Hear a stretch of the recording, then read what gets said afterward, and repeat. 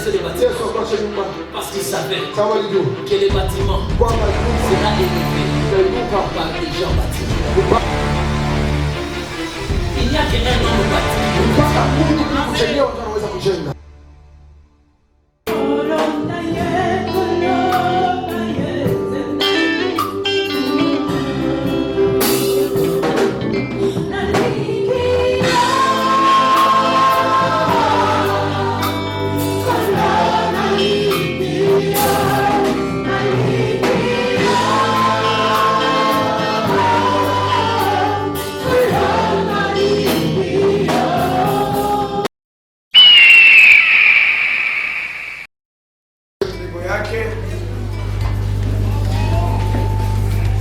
La graine que nous avons dans la main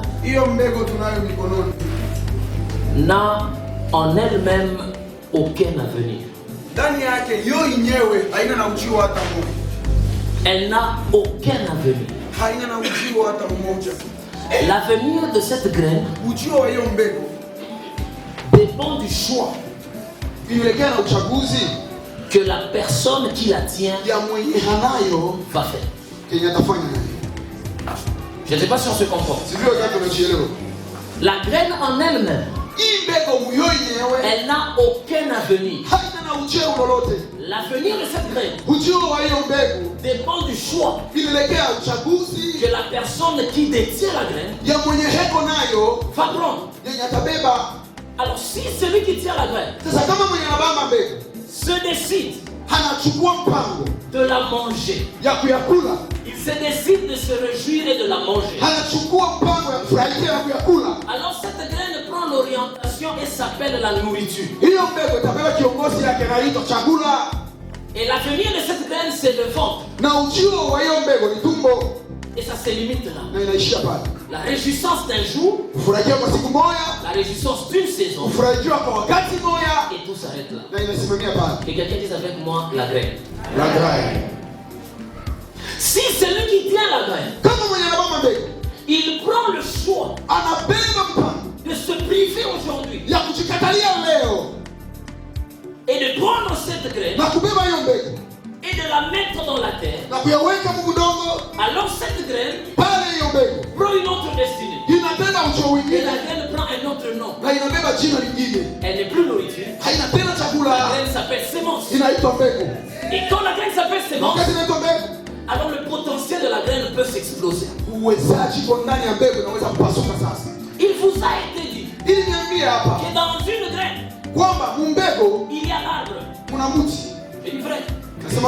Mais permettez que je vous dise ce soir, dans la graine, il y a la forêt et il y a d'autres graines. Le plaisir qu'on peut se donner aujourd'hui détermine ce qui sera demain. Et la privation qu'on peut se donner aujourd'hui détermine aussi ce qui sera demain. Est-ce que je parle à des bâtisseurs? Ce que je suis en train de vouloir dire, cette graine a un grand potentiel. Malheureusement, le potentiel de cette graine dépend du choix de la personne qui détient cette graine. Quel que soit le potentiel de la graine, elle ne fera rien. Je me répète encore, elle ne produira rien. Quel que soit le potentiel que Dieu a placé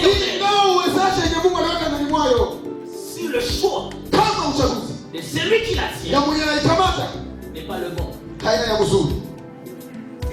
Et chacun traîne sa graine dans la main. La graine que tu as, c'est ça ta vie. La graine que tu as, c'est ça ton ministère.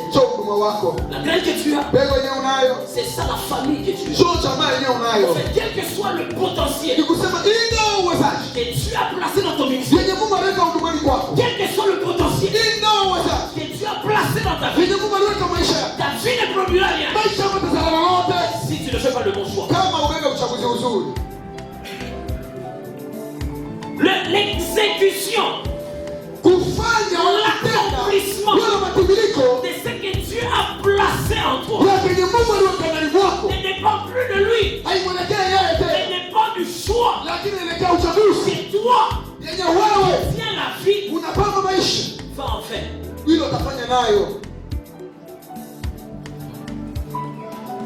Jean chapitre 12, le verset 24.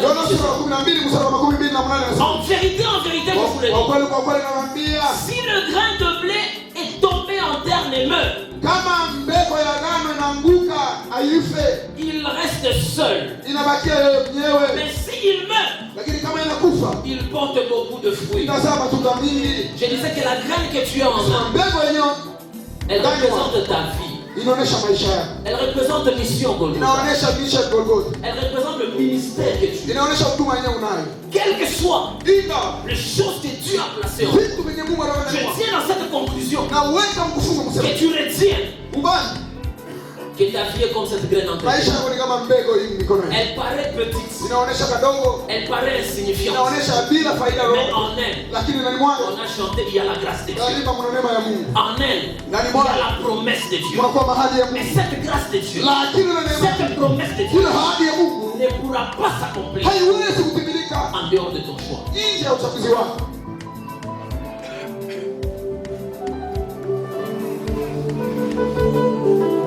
Nous avons le choix entre être.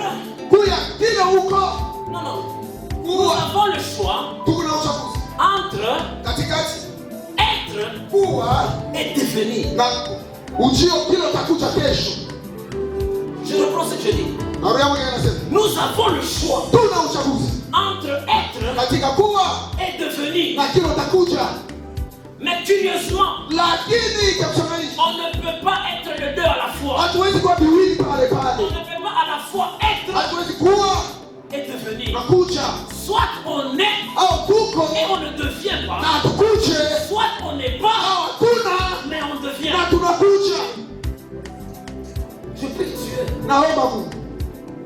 qui a donné ce message de fasse comprendre ce que je dis. Dans la vie, on a le choix entre être et devenir. Mais on ne sera pas les deux à la fois. Soit on est et on ne devient pas. Soit on n'est pas et on devient. Mais c'est seulement lorsqu'on va tuer l'être qu'on peut libérer le devenir.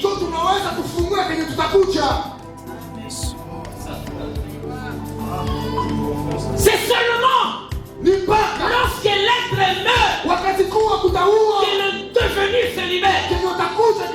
Mais lorsque l'être vit, le devenir va mourir. Nous avons le choix de mourir aujourd'hui et de libérer demain, ou bien de vivre aujourd'hui et de tuer demain.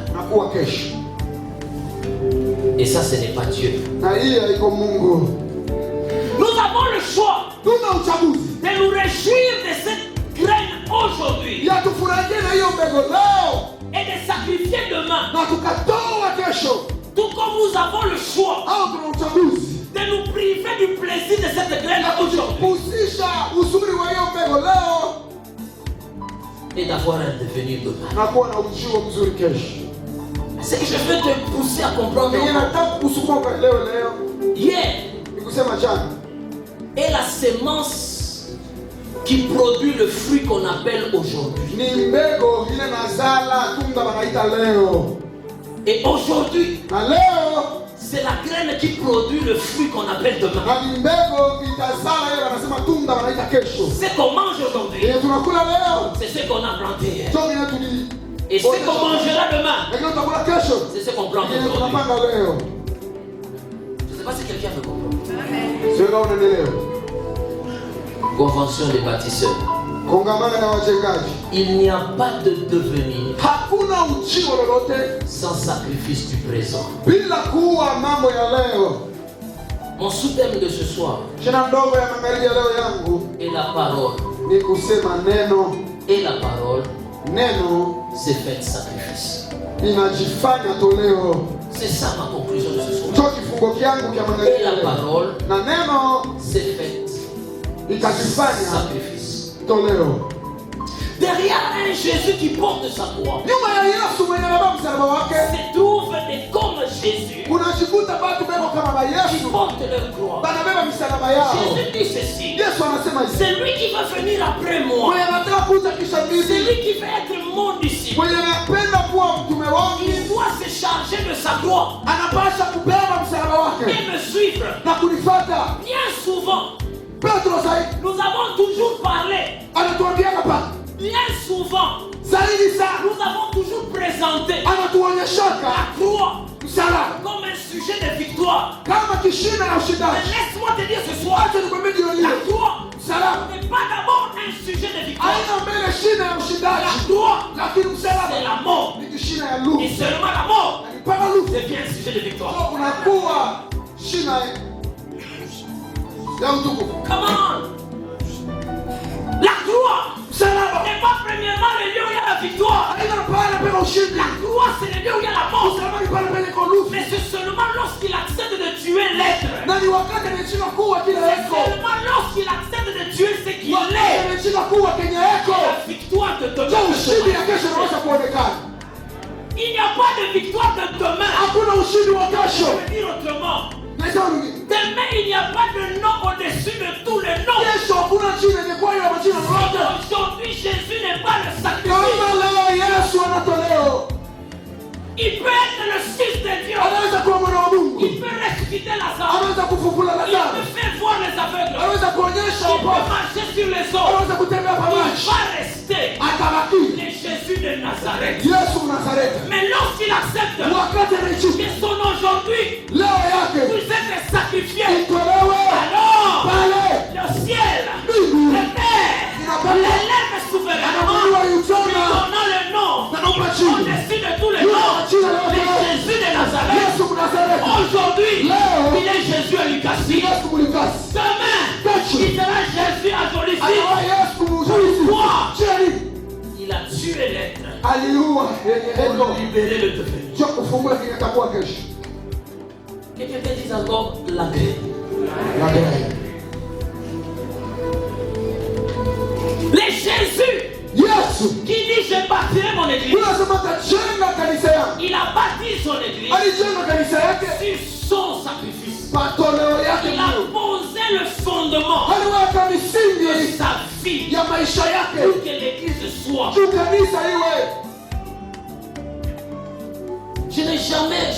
J'avais des difficultés à comprendre le verset de Paul. Dans Colossiens chapitre 1, le verset 24.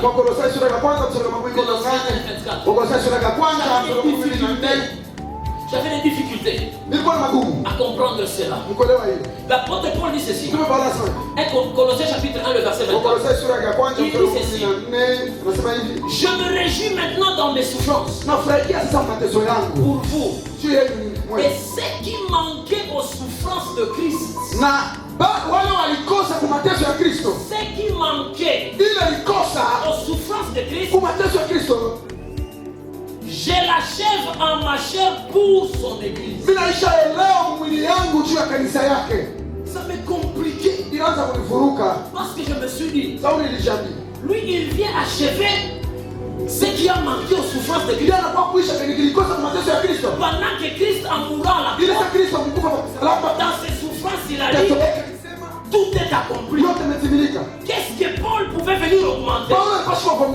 J'aime le Saint-Esprit. Parce que c'est en ce moment-là que pouf, les choses s'ouvrent. Je comprends que le sacrifice de Jésus a rendu le salut disponible. Le sacrifice de Jésus a pris le salut, l'a amené sur la terre, l'a placé sur un plateau. Et pour que ce salut puisse arriver à Corinthe, il a fallu que Paul accepte le fouet, accepte la prison, accepte la honte, afin que le salut que Jésus a rendu disponible par ses souffrances puisse atteindre effet. Ça n'a pas atteint effet par les souffrances de Jésus, ça a atteint effet par les souffrances de Paul. Si c'est arrivé à Colosse, c'est par les souffrances de Paul. J'étais en train de dire la vision de Dieu a rendu possible ilionyesha sur la iwezekanavyo terre par Jésus. kwa dunia kwa Yesu C'est répandu dans le monde entier ilisambaa dunia yote mzima par les souffrances, kwa mateso, par le sacrifice kwa toleo des disciples. ya wanafunzi. Si Pierre Kama Petro n'accepte pas asichiki de s'aimer sa vie, kuotesha maisha yake, l'évangile ne serait pas injili haitazambala, répandu. haitazambazwa. Je ne sais pas si quelqu'un comprend ça. Sijui kama mtu mwana elewa. Je ne sais pas si quelqu'un comprend. Sijui kama mtu mwana elewa. Comprenez une chose, Wewe kitu kimoja. que pour que cette œuvre Chuno kazi puisse aller très loin, ikafike mbali, lui yeye s'est sacrifié. alijitoa Mais pour que cette œuvre na juu kazi se répande, isambalale. c'est plus seulement son sacrifice, Haina pala toleo mais yake, c'est notre ni sacrifice. toleo yetu sisi. C'est pourquoi ces gens Sio kwa maana baba tu. lèvons-nous Tuamkeni et bâtissons. na tujenge. Tous ceux qui ont construit des maisons Wale wote walicheka manyumba seront d'accord avec moi watanichikia na mimi. que c'est un travail de sacrifice. Ni kazi ya kujitoa. Et curieusement, Na kwa kushangaza quand nous entrons dans Apocalypse chapitre 1, wakati leo kufunushwa na le kwanza verset 6, mstari wake wa la Bible dit, inasema il a fait de nous alitufanya un royaume, kuwa ufalume, falume. un sacrificateur, c'est qui? Mkoani ni nani? C'est celui qui porte le Ni sacrifice. mwenye anabeba toleo. Mais curieusement, Lakini kwa kushangaza ce sacrificateur de la nouvelle alliance mkoani wa agano jipya ne porte pas un autre sacrifice. ashibebe toleo Le hili, sacrificateur de la nouvelle alliance, il Ouais, se hapa porte lui-même anajibeba mwenyewe comme le sacrifice. kama toleo. Voilà pourquoi Paul dit, Ndio maana Paulo anasema offrez vos corps mtoeni mili yenu comme un sacrifice. kama toleo, Avant de donner ce que tu as, kabla ya kupeleka kenye uko nacho, commence d'abord par donner ce que tu es. peleka kenye uiko wewe.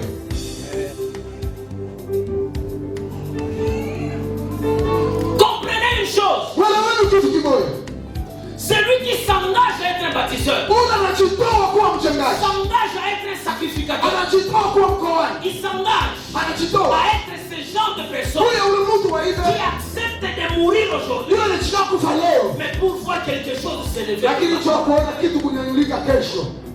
Le bâtisseur, Mchungaji il se prive de ce qu'il fait aujourd'hui, anajipeleka kenye mais anapenda leo pourvu que l'édifice qu'il bâtit tu nyumba yenyewe inajenga puisse s'élever. ikainuke, Il meurt aujourd'hui anakufa et leo il se réfugie na demain. anafurahikia kesho.